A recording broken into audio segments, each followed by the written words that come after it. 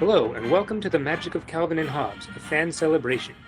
My name is Ryan, and I am a self-proclaimed Calvin and Hobbes superfan and expert. And my name is also Ryan, although most people call me Indy. And we're celebrating 40 years of Calvin and Hobbes magic by releasing 40 episodes over the course of this year. Today's episode is about food in Calvin and Hobbes, and to help us out with that, we've brought in special guest Nevin Martell, who we'll meet in a minute. Before we get to that, as always, just a little housekeeping.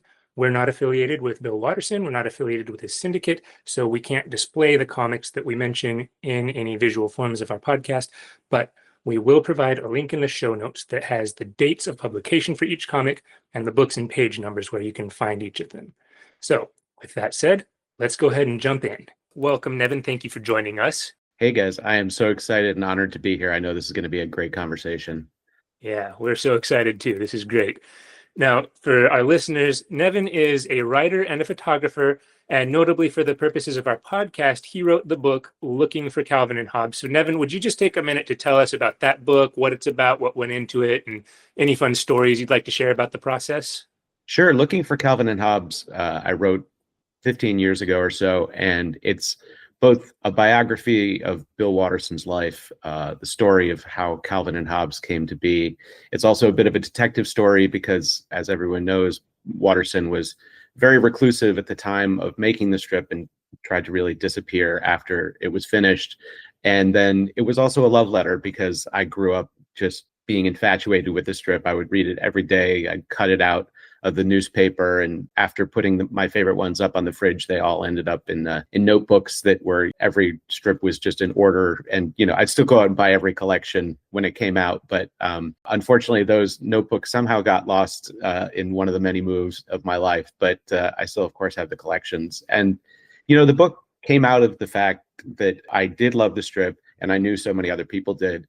But I was also just so interested because there's really so few instances in American popular culture where somebody achieves the success that Watterson did, and then not only does not embrace kind of all the trappings of it at the time, but then really turns their back on it once all is said and done. And it's not that he didn't do well for himself, just on the syndication of his strip and the sales of his books, he made millions and millions of dollars, but it honestly was just a tiny fraction of what he could have made if he had decided to license the characters or make movies or spin it off into a Saturday morning cartoon. I mean, as Garfield and Snoopy have shown, characters that are that iconic can really do anything and sell anything. And for him not to have taken all those opportunities and really stood on his principles was just really admirable and really interesting. And I wanted to know what kind of person undertook that journey and also was able to just produce such high quality material for 10 years. It's very rare that a cartoon artist or any artist really has the kind of a run that he had. I think even to this day, he has the best body of work of any single American newspaper cartoonist, maybe cartoonist in the world. I'm just not as well versed as with cartoons and comic strips and other cultures, but I'd say of American comic strip artists, Calvin and Hobbes is the top of the pyramid. I mean, there's nothing else that can even come close in my mind. And so the book was really trying to look at all of those things and also kind of look inside myself and see why, as a 30-something at the time of writing it, why the strip still sparks so much interest and joy, and why it would when I talk to so many other people my age or people older than me, and certainly when I would talk to young kids who were discovering it in libraries and bookstores for the first time. So it was a really personal book at the end of the day, and I didn't expect that. I thought it would be more straightforward when I started out, but it turned out to be a really personal journey too. Well, thank you. Yeah, it's a great book. Listeners, I've said Thank you. before, I think of myself as kind of a Calvin and Hobbes expert. And one of the things that stuck out to me when I read the book was actually that it was the first time in a long time that I learned something about the history of Calvin and Hobbes that I didn't already know. So if you haven't read it, yeah, I was impressed. So I recommend it for all our listeners out there. If you haven't read it, you can get it wherever you get books. Preferably an independent bookstore or bookshop.org. Yes, absolutely. I'm big on indies. Yes. Yeah, and I would agree with everything that Ryan just said. I had a similar reaction. I mean, grew up loving the strip, thought of myself maybe not quite as much of an expert as Ryan is, but know a bit about Calvin and Hobbes and Bill Watterson, and I learned quite a bit from reading your book, and things that I didn't even know that I didn't know. So questions about Bill Watterson and the strip that I might not have thought to ask. And so really, I would agree. It's a very fascinating read, especially for anyone who, as we are, has grown up loving the strip Calvin and Hobbes. Yeah. And it was really interesting too, from like a research perspective. I ended up interviewing, I think, 125 people for the book. And, some of them were celebrities and artists who were fans, but a lot of them were people that worked with him or knew him personally, or were family members, or who were part of the Chagrin Falls community. But without the main character being a willing participant, it was kind of like writing a biography of somebody who had already passed away, in the sense that I would hear kind of things through his editor, Lee Salem, or ultimately through his mother.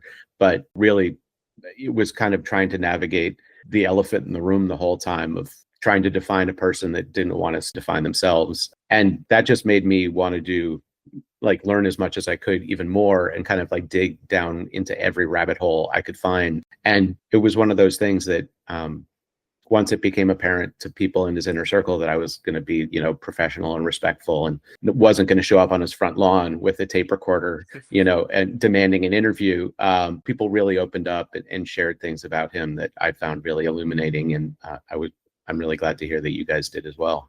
Exactly. Oh, yeah, it was.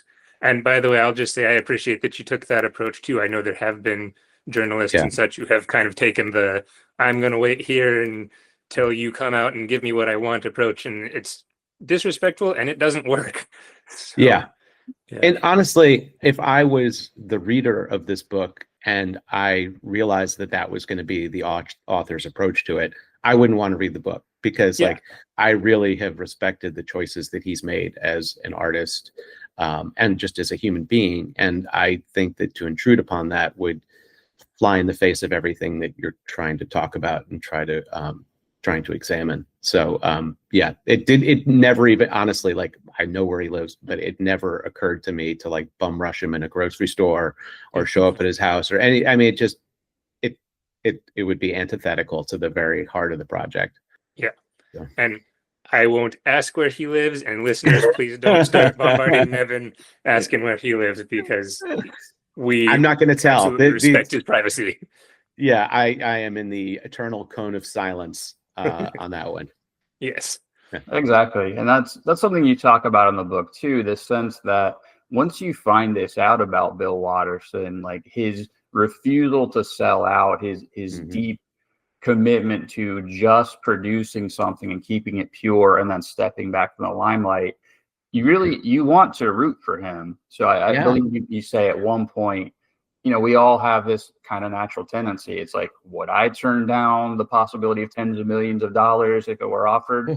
I mean, maybe I'd like to think that I would have that level of artistic integrity, but we know for a fact that Bill Watterson does. And so you don't want to then try to infringe on that and violate the sanctity of this rare thing that he's achieved, not only with the strip itself, but in his personal conduct and his reaction to the prospect of fame in this way.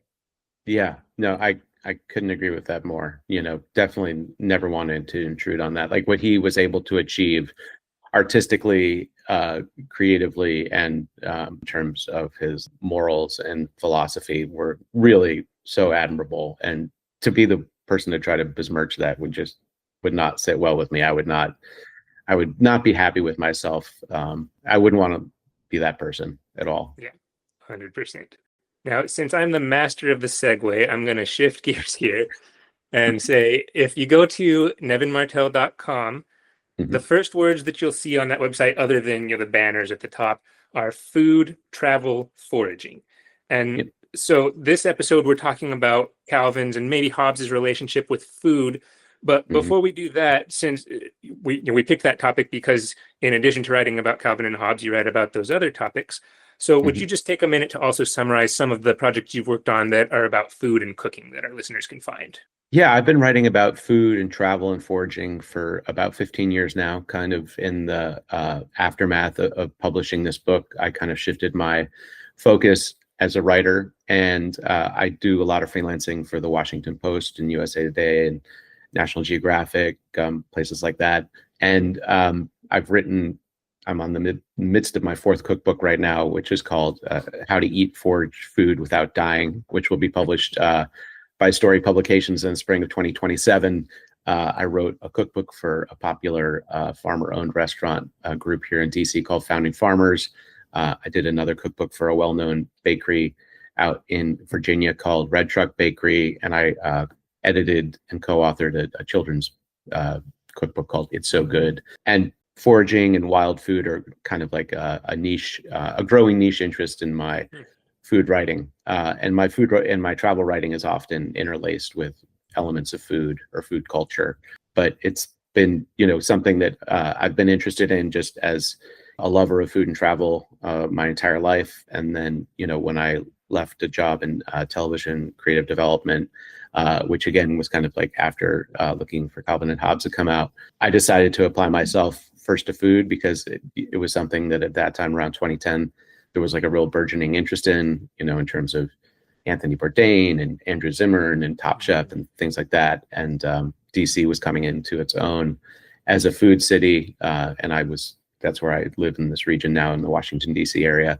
And so it just seemed like a good time to kind of switch tracks. And I really embraced that. And that's been my main writing career. Though, to be honest, like it's really interesting looking for Calvin and Hobbes. It has taken on a life of its own in a way that I never imagined that it would when I first wrote it. And I appeared in a documentary called Dear Mr. Watterson, which came out after the book, which kind of bolstered people's, it just kind of got the word out about the book in a way that even before that, the book had been doing well, but the documentary really bolstered the kind of larger promotion of it. And to this day, usually once a month or so, I'll get an email or Instagram message or something from somebody who's read the book or reviewed it on their blog or something.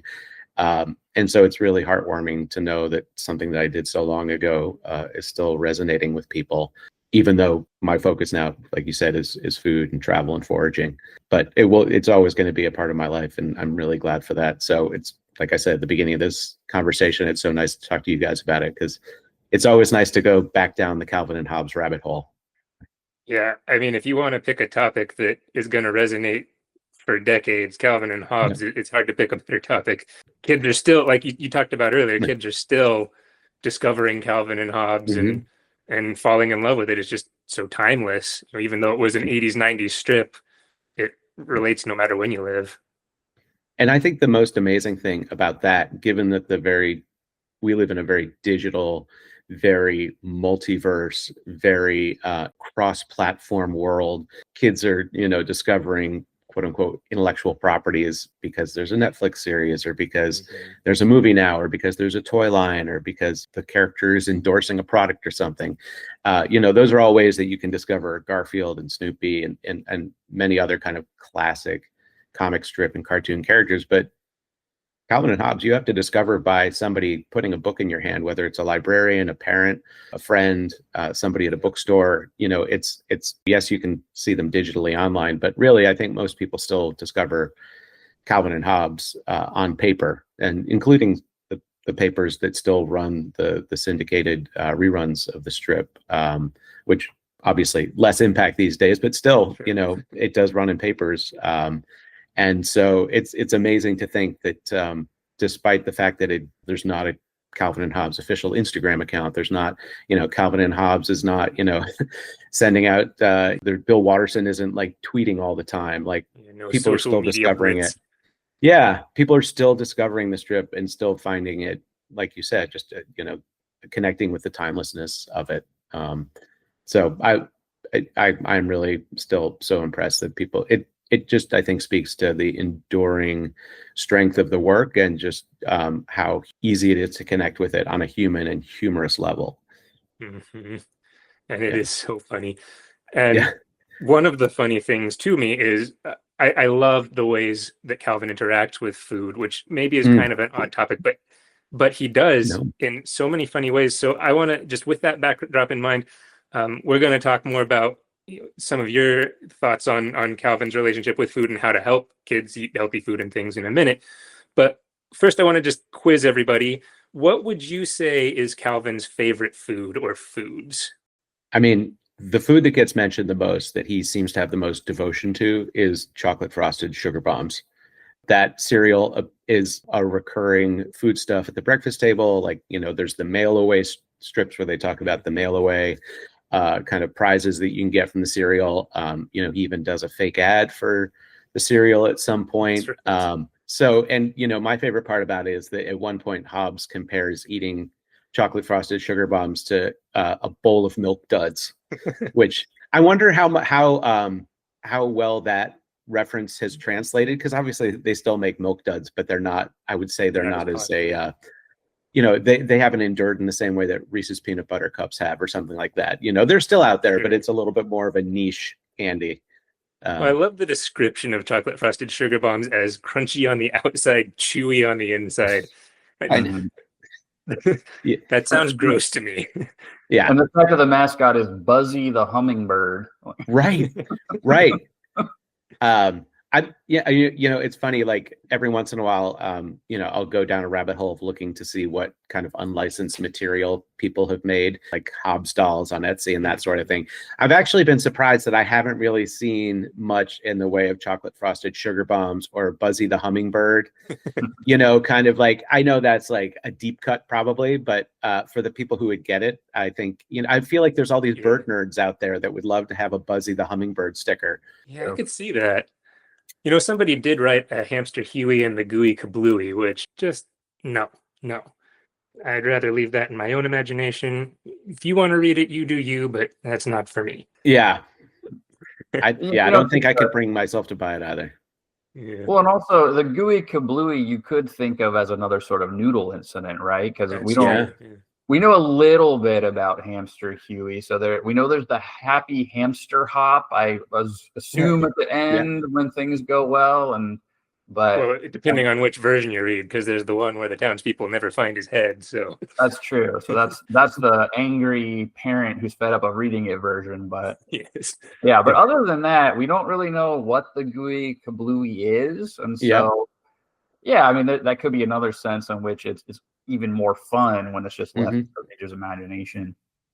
Just think, if this was a Lucasfilm or a Disney property, like they would have spun out that into like a 16 book, graphic novel series, and there would be, t-shirts and action figures for Gooey Kablooey, and like kind of like how like eventually in Star Wars, like every character in every movie got an action figure, like even the ones that you could barely see in the background, I'm so glad that his estate, or not estate at this, but his body of work at this point has not been monetized and kind of just taken advantage of like that. Like I'm actually happy not knowing what happened in either the noodle incident or Gooey Kablooey. Like I'm really happy that like I can just leave it to my imagination, and that's like the great thing about the strip is there's so much white space there for the reader to fill in what they think might have happened before the strip started and what certainly happens after, or even the elements that are happening within it.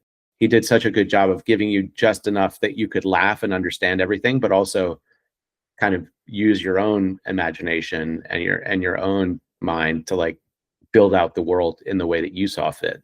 Exactly. I also think it's funny kind of looking back, because Ryan, you alluded to this a second ago. Calvin's dad gets completely fed up with reading Hamster Huey every night. It's the only story Calvin wants. But Calvin's dad was the one who introduced Calvin to the story. Calvin's skeptical, and he says, "Oh, here's one you like, Hamster Huey and the Gooey Kablooey." And then almost interestingly, sort of like what you were saying, Nevin, I believe Calvin's reaction is something like, well, has this been made into an animated movie? Is there a spin-off? How do I know I'll like this? This must not be he says, how good can it be if it hasn't been made into a TV special or something like that? So, which I think maybe Watterson's commentary on that. Yeah.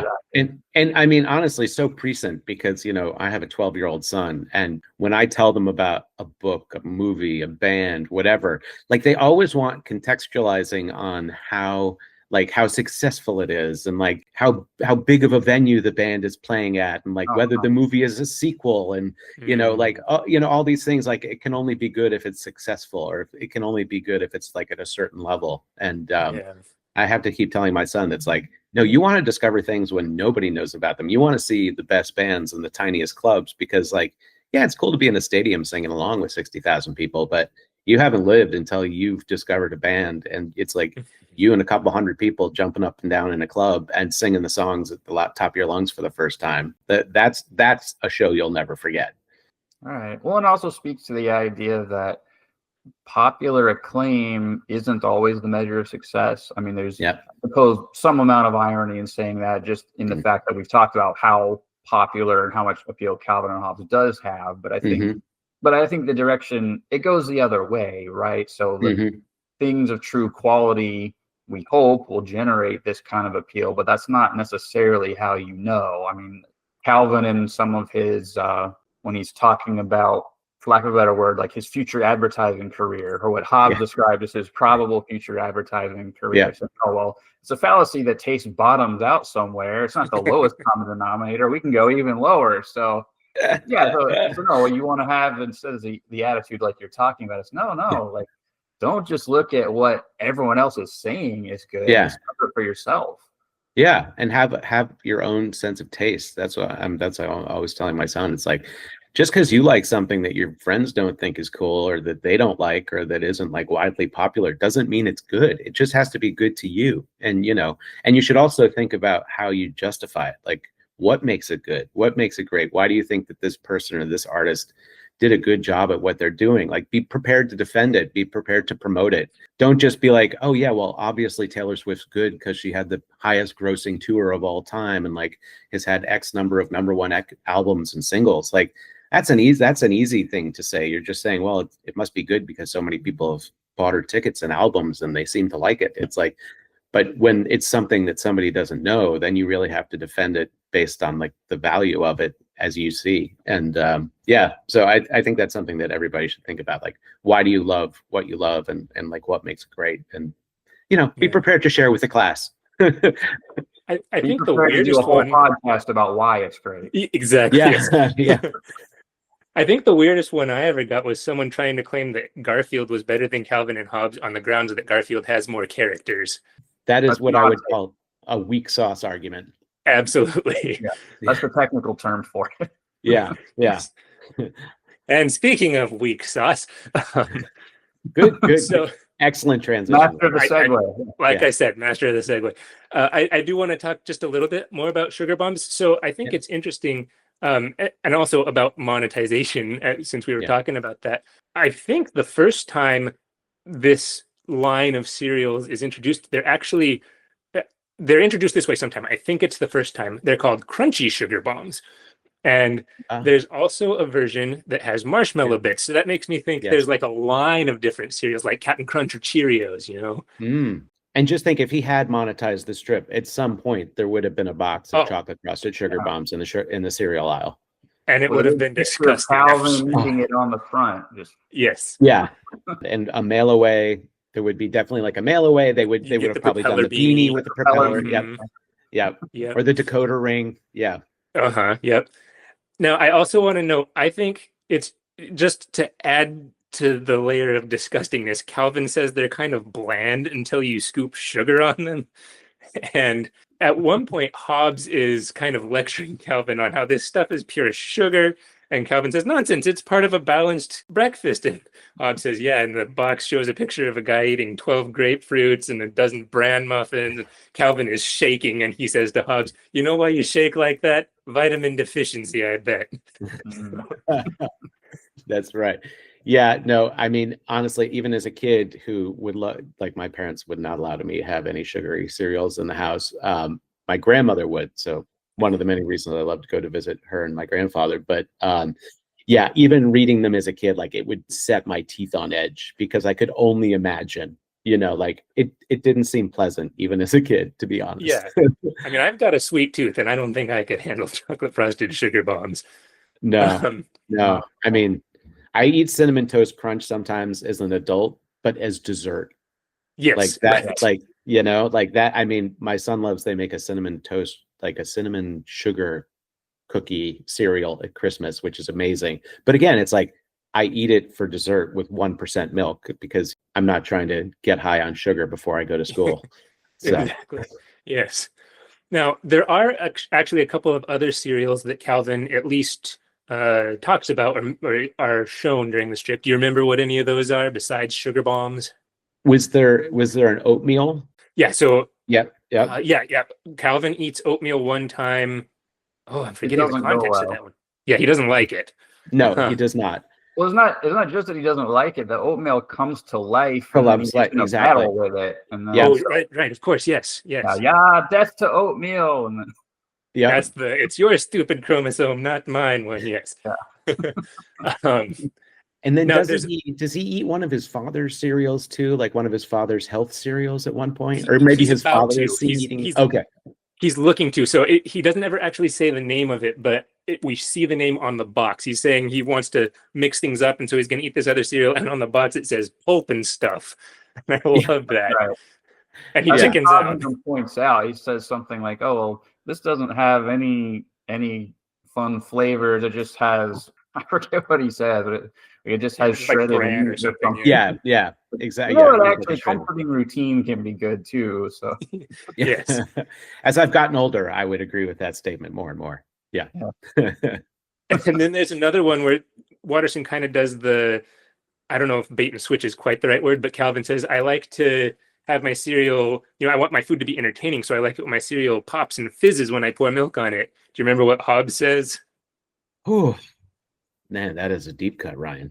I do not. It took me a minute to think of this one, but Hobbes says, I might know. Oh, go ahead, Indy. It's like, oh, I've never seen cornflakes do that. Something Raisin like bran. Yeah, I've never seen Bran, raisin bran do that. And Calvin says, I put it in Alka-Seltzer. Yeah, Oh but my that God. does not sound pleasant either. No, Entertaining, yeah, but I mean, I'm kind of surprised that there's not a Pop Rock cereal now that we're talking about all this. I want a Pop Rock cereal. I, as the reader, was expecting Rice Krispies, but yeah. But yeah, I could totally see the Pop Rock cereal becoming a thing because why not? I mean, they've done everything else. I every time I go to the cereal aisle, like just to pass through it, I am amazed at the kind of like dessert bowl cereal that they have. I'm just like, who's buying this I for used their to kids, eat man? a lot of sugary cereal as a kid, and now not as much. I mean, like for dessert or something sometimes, but not for breakfast. Dessert cereal is underrated. I agree. No, I mean, there's dessert. something very comforting about it. Yeah. Mm-hmm. So now I want to step away from cereal for just a sec. There's a couple of other things I can think of where Calvin talks about foods that he likes to eat. So in the Yukon story, he brings 2 sandwiches, for instance. You remember what what he put on those sandwiches? I know. I mean, he diving deep into the lore. He eats a fair amount of peanut butter and jelly throughout the strip. True. And in fact, the first strip, he makes a tuna fish sandwich in order to lure Hobbes into the trap. Absolutely. Over the years, he's made tuna fish sandwich. What's that? Because tigers will do anything for a tuna fish sandwich. Yes, they will. I can think of some of the disgusting sandwiches that he made, but those are the ones that he would talk about with Susie. Right. I'm not sure I know what if it's not PB&J and it's not tuna fish. I feel like he ate a fair amount of like bologna sandwiches too. Like that came up a couple of times. Bologna. Yep. So in the Yukon story, the ones I'm thinking of, this was, if you know what a throwaway joke is in a Sunday strip, it was part of a throwaway joke. And listeners, if you don't know what that is, we'll talk about that in another episode. But in the throwaway joke, Calvin says that he's brought sandwiches that will give them extra energy. And Hobbes takes a bite and says, "What's this? Honey and marshmallow?" And Calvin says, "That one is. The other one has chocolate syrup." Oh, that's the kind of healthy food he brings on their Yukon trip. And on that note, he also writes a cookbook for his mom. So Nevin, you might want to put this in one of your next cookbooks. There's a lot of deep fat frying in his cookbook, and he's preparing a section on chocolate syrup. So just, if that's inspiration for you. Yeah, inspiration on maybe what I won't put in my cookbook, but I do appreciate the idea. Deep fried chocolate syrup, though, that sounds interesting. That sounds something like I'd have at a modernist restaurant, like a well, in Texas we have the state fair every year, and they deep fry Yes. everything. So No, there no. you go. Including pickles, apparently, which Yes. I would not have thought of.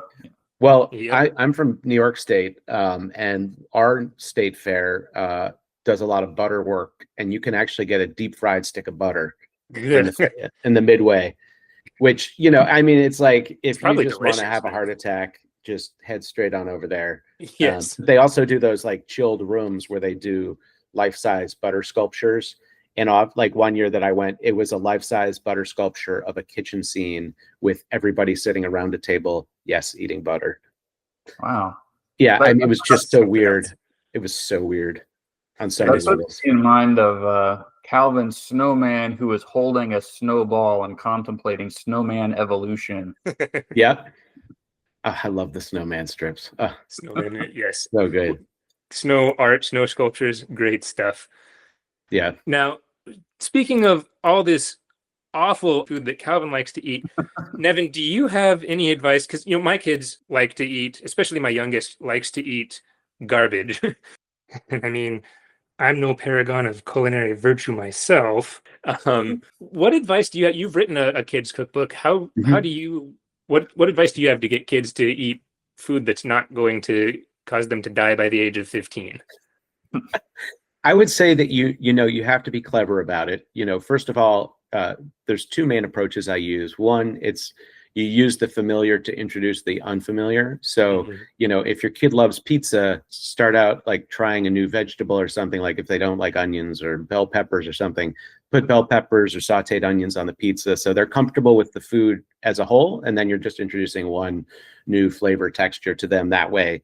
Sometimes, when my son was younger, my son has been vegetarian since they were 4, and trying to make sure that they got a broad variety of vegetables and then ultimately as well a lot of protein, plant or egg-based protein.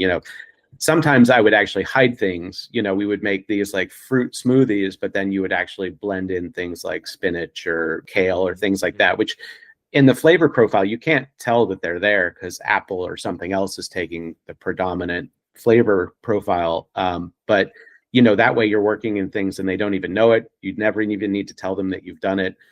Likewise, things like making like a marinara sauce. It's very easy to, once again, blend in greens or things like that. So you're getting those like good leafy vegetables into their diet without them knowing it. And I also found that my third tactic is sometimes like I will introduce new foods in an outside the home environment with other people that like them. So like, for example, like my mom, my son's grandmother, my son loves their grandmother. And like when my mom tries a food and says, Zephyr, you should try it, Zephyr is so much more likely to eat it than if I were like, Z, we should try these, whatever. And if it's out at a restaurant or like at a friend's house or a family member's house, like they're already in a new place. So they're inherently, or at least subconsciously, expecting new things. So they're more open to trying new things, especially if somebody who is like an inspirational character in their life, like a grandmother is, or like even a friend who's just like,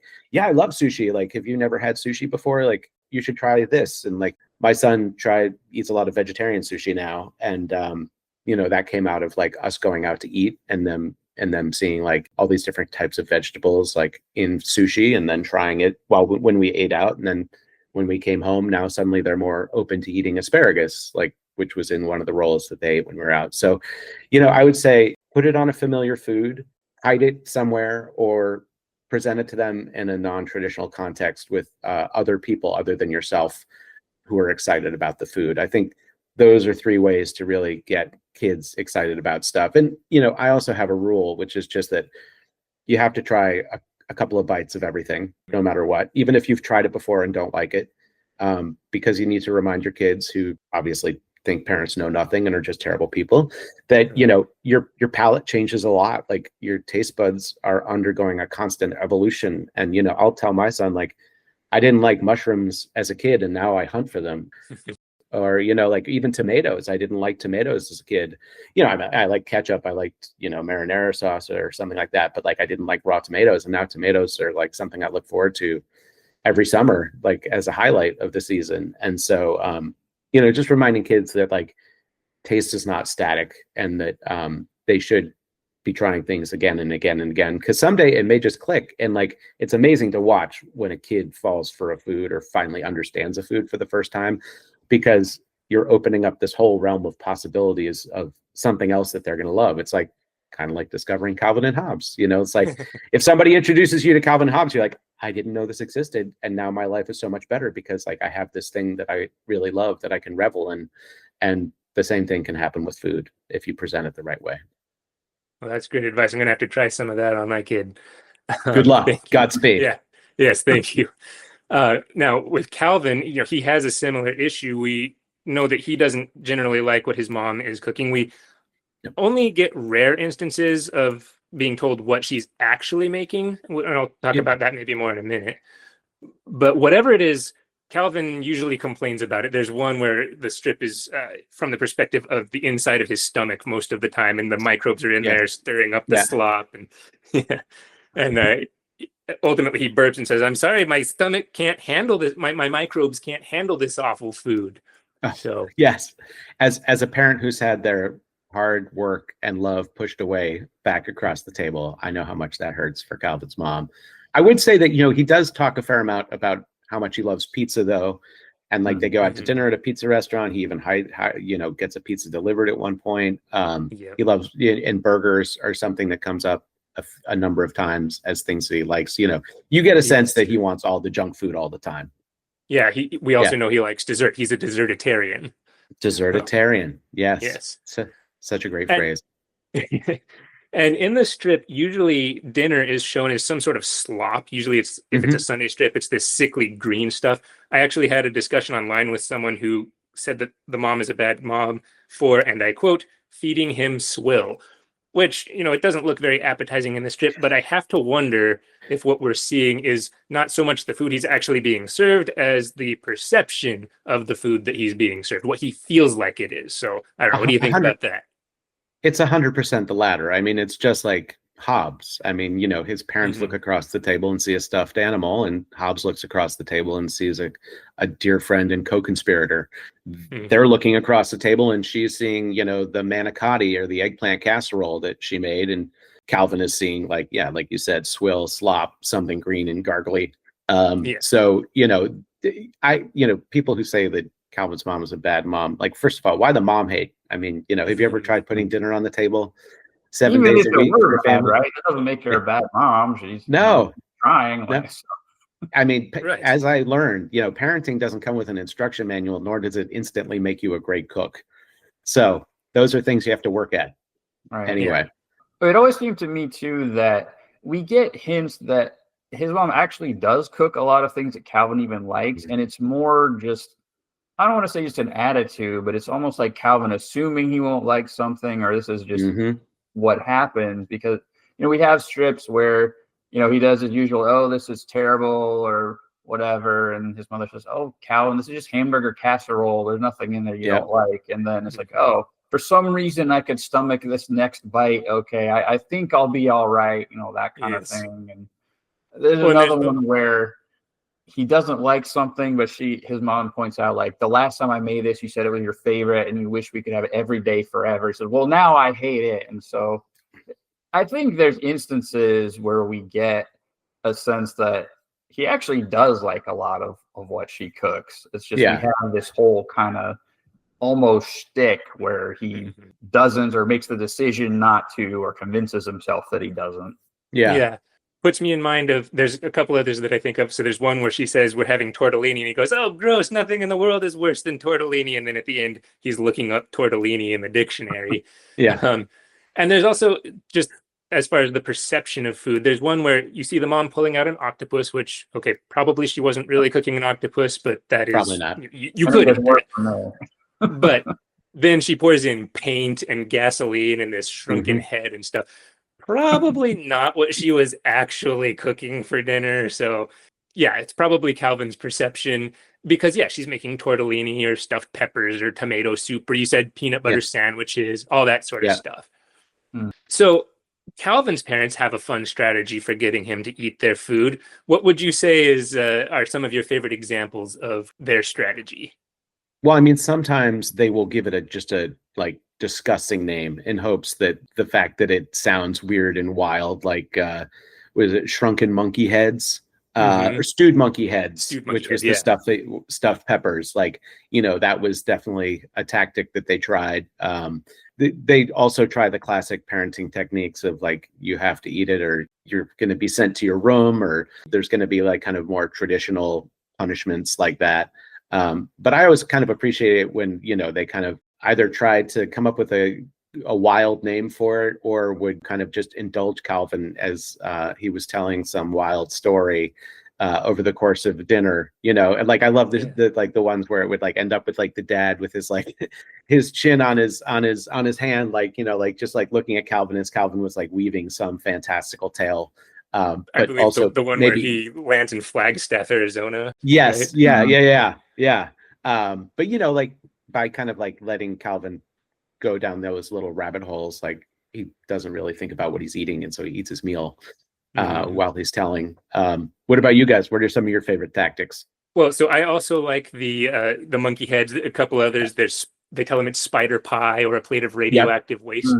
And so I've actually seen that sort of thing take effect in real life. So for example, my nephew many years ago didn't want to eat some lasagna or something, and his dad told him, well, it's got goat boogers in it, so yeah, don't eat it, gross. And so then he started taking bites, and he's like, Dad, can you hear the goat boogers? And so gross, right? But whatever works. Whatever works, man.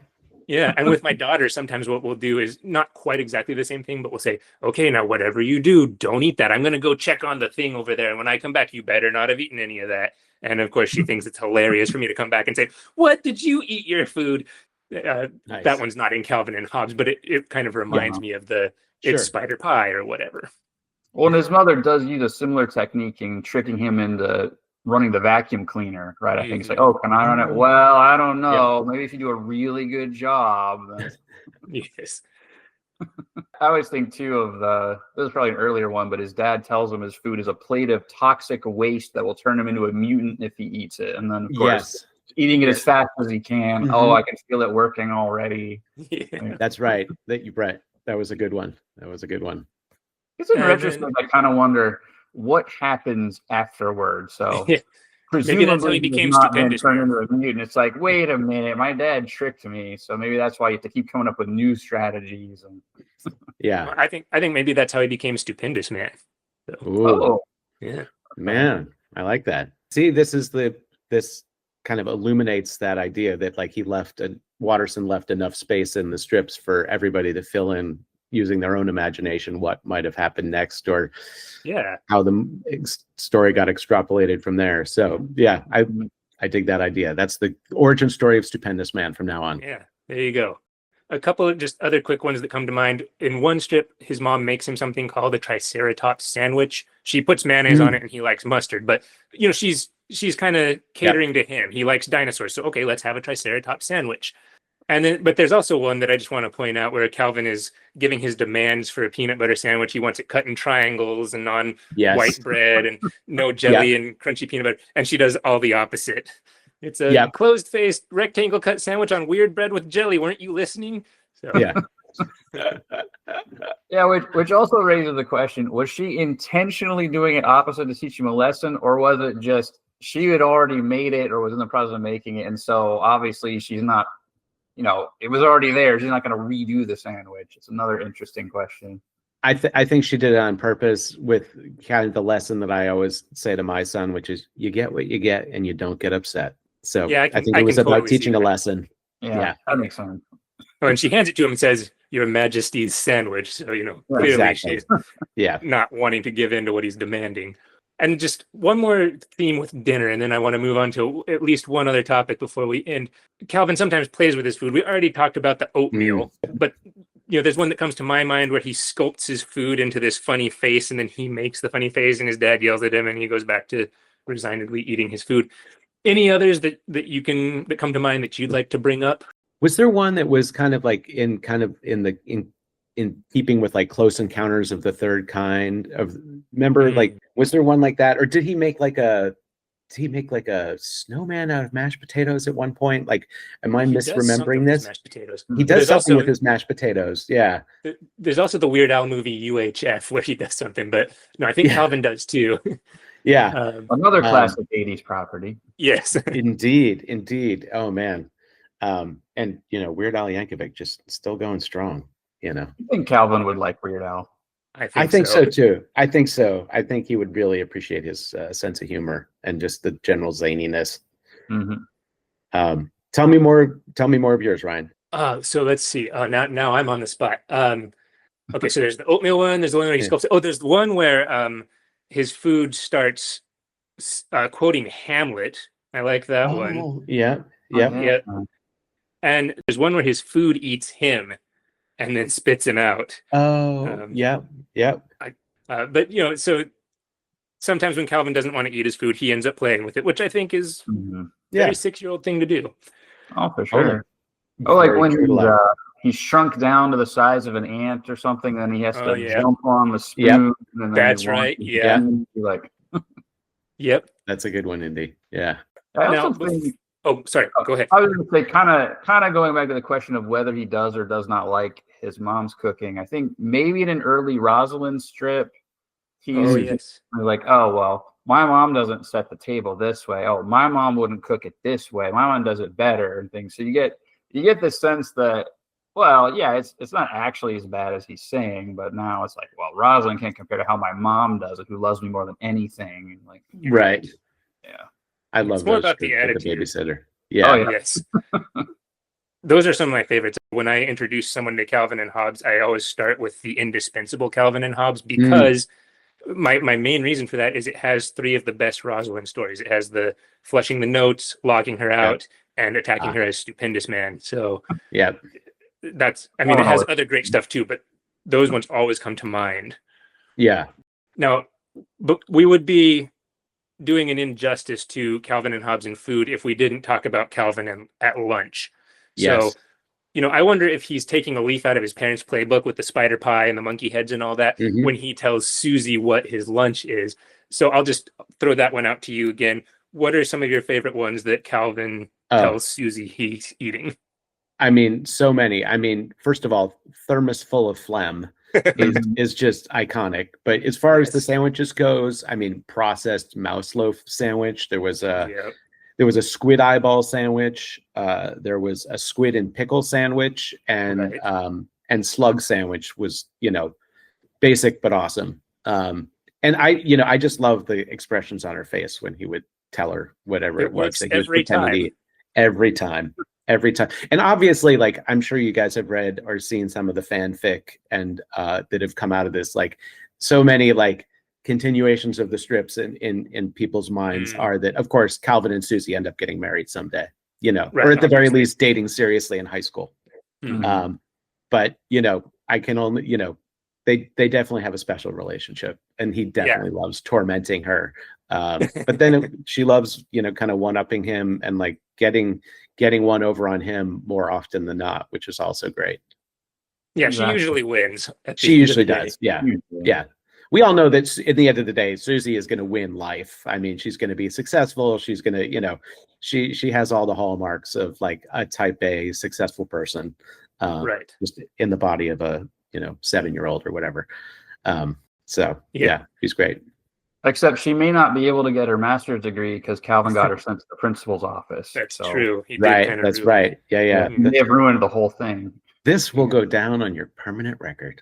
Yeah. Yeah, I think the other gross lunch that I remember him talking about with Susie was the bug butter sandwich, where he saves all the dead bugs he finds in the windowsill of the school bus, which love that one. Goodness. Yeah. Best of all, Mom didn't even have to pack me a lunch. Yeah, when you think back to riding the school bus, it's like it did always seem to be kind of just dead bugs randomly in the windowsills. So many. One Not that I also for your project, but otherwise. One that I want to bring up that I feel like comes back to the idea of Watterson letting us use our imaginations is he says, "I'm not going to tell you what my lunch is today." And she says, "Good." And he says, "All I'll say is I sure feel sorry for my tapeworm." Oh, that's right. Yeah. I mean, I'm a sucker for the juvenile humor in Calvin and no, Hobbes. I always love a good tapeworm joke. There's not Yes. enough tapeworm jokes out there. Yeah. And I also have to bring up the one. This may be the one in the same with the slug sandwich where he says, "I think my mom put a slug in there," or it may be two separate instances. I can't remember. But then he's poking around at the peanut butter, and he goes, "Oh, the peanut butter itself is alive, and it's latched onto his face, and it's trying to suck out my eyeballs. Help me get it off!" And he eventually kills it, and it's got peanut butter and chocolate milk all over his face. And Susie is running off disgusted, and Calvin goes, "Girls are so weird." Yeah, right. With peanut butter dripping down his face at that point. Yeah.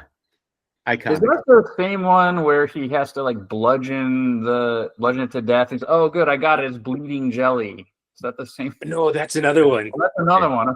Yeah, excellent lunch stories. And we've got a few more minutes. So I think since this is Calvin and Hobbes, we should also take a minute to talk about Hobbes with food. I feel like Hobbes is like the antithesis of Calvin when it comes to food. Because, we already established Hobbes and tigers generally love tuna fish sandwiches. They'll do anything for a tuna fish sandwich. But what else does Hobbes like? He seems to have very refined tastes in general. Like he sees himself as like more cultured, more mannered, tuna fish is the one that always springs to mind for me. But like he always seems to be enjoying whatever it is that he's eating. Like obviously there's like cute little moments where they're enjoying like hot cocoa and stuff in front of the fire, which is something that he and Calvin find common ground on. That's true. And, and he talks about, tigers being ferocious hunters and things like that. But what are some of your favorite, like dish specific moments for Hobbes? Well, so there's one, I know Calvin says Hobbes doesn't want tuna fish anymore because, environmental reasons and getting dolphins caught and stuff. So instead, he likes fresh swordfish steaks. He likes them grilled outside. And his mom says, how about peanut butter? Yeah. But also, Hobbes will eat just about anything. That in the story at the beginning of The Authoritative Calvin and Hobbes, when Calvin becomes an elephant, he brings up his dinner to Hobbes at the end, and Hobbes says, these beets aren't bad, and they're certainly salubrious because he's learning Calvin's vocabulary words. So he'll eat beets, and he likes rigatoni, and he likes salmon, and notably, he does not like chocolate frosted sugar bombs, very specifically. Yeah, that's true. It's because he has real taste. Yeah, exactly. It's like eating a bowl of milk not like ice cream. He doesn't know until he's tried every kind. That's true. So he refines taste. He's got to make sure. Yep, that palate on Hobbes is most impressive. Yeah. But he usually is happy to eat whatever dinner Calvin brings up to him. Yeah. He's the kind of person, like the kind of being that I would like at my table. Yeah. Always a gracious like guest. But better. Yeah. Much better spoken. Yes. Yeah. Well, I think that just about wraps it up. We're running out of time here. So, Nevin, thank you again for being with us today. We really appreciate you coming on. And one last time for our listeners, if you'd like to kind of plug yourself, tell them where they can find you, any projects you're working on now, or projects that you think listeners of a Calvin and Hobbes podcast might be interested in reading. Well, first of all, Ryan and Indy, this was a fascinating conversation. I am so impressed with this deep dive that you're doing into the strip and its history and just your knowledge of the individual strips. If people want to learn more about me, just nevinmartell.com or follow me on Instagram and Threads at Nevin Martell. My work, is published in a lot of different magazines and newspapers, but the next big project I have coming out is a cookbook, How to Eat Foraged Food Without Dying, that'll come out in the spring of 2027 through Story Publications and Story Publishing, pardon me. And so you can find out more about that by following along with me. Really appreciate this opportunity to talk to you guys. It's really fun to talk about Calvin and Hobbes, but also to be able to talk about them in the context of food. So really appreciate the conversation. Yeah, this was a blast. Thank you. Yeah. Oh, yeah. Thank you so much. We had an awesome time also. And that'll wrap up this episode. Listeners, thank you so much for joining us. As always, you can reach out to us at magiccandh@proton.me. That's magiccandh@proton.me. And as always, this podcast is completely free. We make no money from this, and we are not affiliated with Bill Watterson in any way. We are just super fans of his work, as you can tell from all the things that we've said. So as Ryan said, we would love for you to send us your comments and join us with your own thoughts about this amazing comic strip also. Thanks so much for listening. Happy reading, and let's go exploring. You've been listening to The Magic of Calvin and Hobbes, a fan celebration. We'll be releasing 40 episodes all throughout the year, from November 18th, 2025 to November 18th, 2026, to celebrate the 40th anniversary. Our intro and outro music is Tchaikovsky's 1812 Overture, referenced in the Calvin and Hobbes strip published on October 8, 1986. This rendition was performed by the Skidmore College Orchestra and made available under a Creative Commons license on museopen.com. We hope you'll join us next episode for more fun.